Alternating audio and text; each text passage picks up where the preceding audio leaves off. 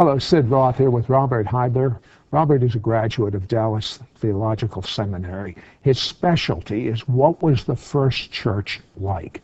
And it's unbelievable. I got a hold of this unpublished manuscript. It is the most amazing things. It's all documented, and it shows exactly one of the things that disappointed you so much, according to this, when you were in seminary, is when you started studying the writings of the church fathers. That sounds like an oxymoron. Explain.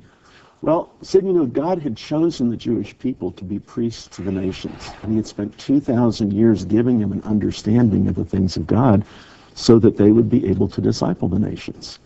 What happened early in the 2nd century as the gospel began to move out into the Gentile world, men began to rise up into leadership who did not have that understanding. And a lot of these men are called the church fathers. They were originally trained in Greek philosophy, but they came to know Yeshua, but they didn't understand the things of God. They didn't understand what God was like.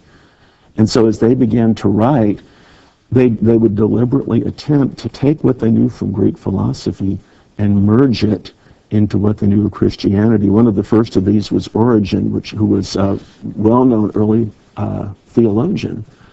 And his stated goal was to take Stoicism and Neoplatonism and merge that with Christian theology. Augustine did the same thing. Augustine is the father of theology for Catholics and Protestants.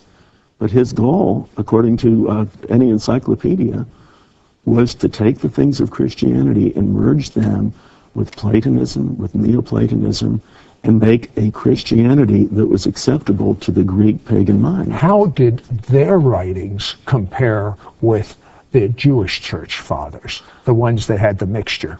When I started studying church history, I was so excited to get to read the church fathers, because I thought these were men that lived just a generation so close after the disciples. They would have wonderful insights. And what I saw is they didn't understand anything. They quoted the scriptures a lot, but they did not understand it. And so much of what they said was almost laughable. One of the books called the Didache, it talks about how to baptize people and what's important. And its main point is you really need to baptize people in cold running water. If it's not running water, that's okay, but make sure it's cold. And that was their insight for effective baptism. They did not understand the spiritual truths behind it. They didn't know the nature of God.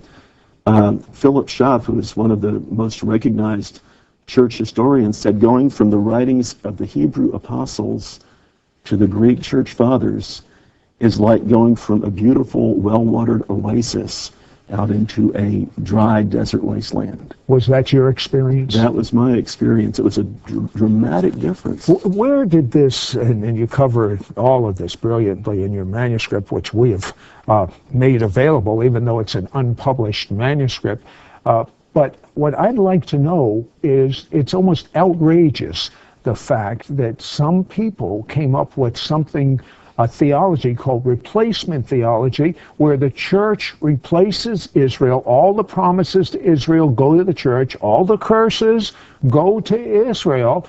I mean, when you look at the fact that it was Jewish people, all Jewish, a Gentile had to convert to Judaism and become a follower in Jesus at the first church. The scriptures were the Jewish scriptures. The Messiah is the Jewish Messiah. He lived a Jewish life.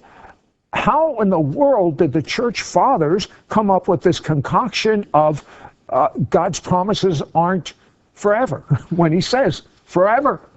Well, that was Origen again. In order to merge Greek philosophy with the Bible, he had to find a new way of interpreting the Bible. He called it allegorism. And in that, he took the text of the Bible, but he didn't pay attention to what it said. He just put his ideas over it. And one of the ideas that he came up with was replacement theology. He said, we don't like all of this Jewish stuff, so we're going to say that God is finished with the Jews now, and all of the promises that God gave the Jews, he's now giving the church.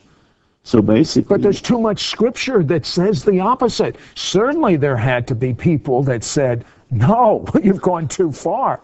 Well, there were a lot of people but there were also others that were willing to follow it because they were enamored with the Greek philosophy, with the Greek mindset of the day. And it was a tragic thing because basically they're saying God divorced his first wife and married a second, and all of the promises that God gave to Israel, he just wiped away.